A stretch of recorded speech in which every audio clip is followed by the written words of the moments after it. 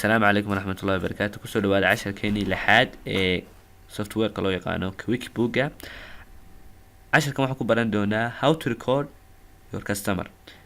دي كان customer كمعميل كساد record جلسة سادو قاعدتي دقيقة انت تشيلو حكاية بسدي انت تشيلو دين كاقعتي marka 10 كين waxaa ku saabsan yahay kusoo dhawaada dhinaca practicalka.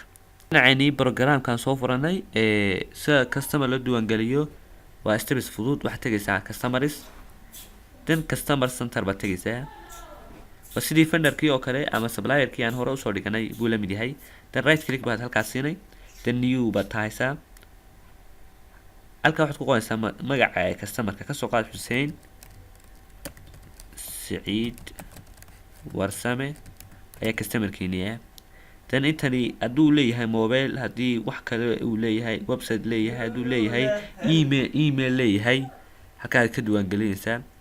then halkan payment baad tagaysaa. waxaan ka diiwaan gelinayaan laba shay. labadii shay ayaantii hore credit limit inta aan deyn siin karo ninka kasoo qaad waxaan siin karnaa sidii dowladii hore vendorkaba deyntan ka qaadan oon u limit garan ama u xadidnay baan haddeerna u limit garayna. kasoo qaad deynta aan ninkaas siin karno wuxuu noqonayaa $400 kana wuxuu noqonayaa discountka termkaan siin karno. tobanka ugu horeeya cishaad tobanka ugu horeeya soo bixiyo 1% uu leeyahay 30 cisho 30na waan deynta ugu soo bixinaya. marka termkaas oo kale aan siinaa. marka intaas baa muhiimsan. waan iska tagaya okay waan iska taabanaya. marka haddeer customerkayga saas ugu doon gashan yahay wakan Xuseen Saciid. information haddaan ka rabana waa ka informationkeeni. marka asxaabay 10 keeni intaas ugu soo gabagaboobay.